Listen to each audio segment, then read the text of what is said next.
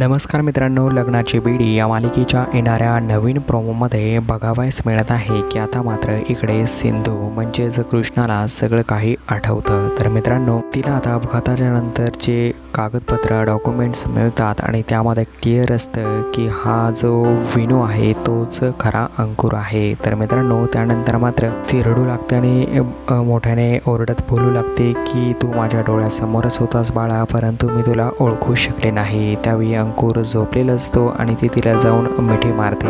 यानंतर मात्र तिकडनं लगेच आता मधू येते. तर मधू मात्र आता या दोघांना एकत्र पाहते. तर मित्रांनो, येणाऱ्या भागात आता पुढे नक्की काय होते पाहणं खरंच चॅलेंजिंग असणार आहे. तुम्ही मात्र अशाच अपकमिंग प्रोमोजकरिता चॅनलला सबस्क्राईब नक्कीच करून घ्या मित्रांनो.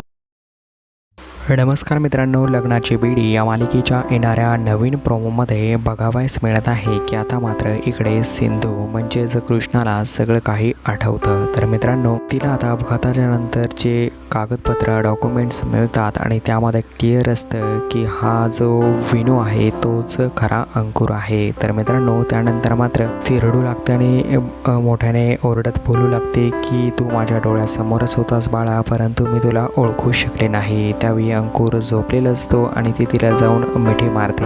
यानंतर मात्र तिकडनं लगेच आता मधू येते. तर मधू मात्र आता या दोघांना एकत्र पाहते. तर मित्रांनो, येणाऱ्या भागात आता पुढे नक्की काय होते पाहणं खरंच चॅलेंजिंग असणार आहे. तुम्ही मात्र अशाच अपकमिंग प्रोमोजकरिता चॅनलला सबस्क्राईब नक्कीच करून घ्या मित्रांनो. धन्यवाद.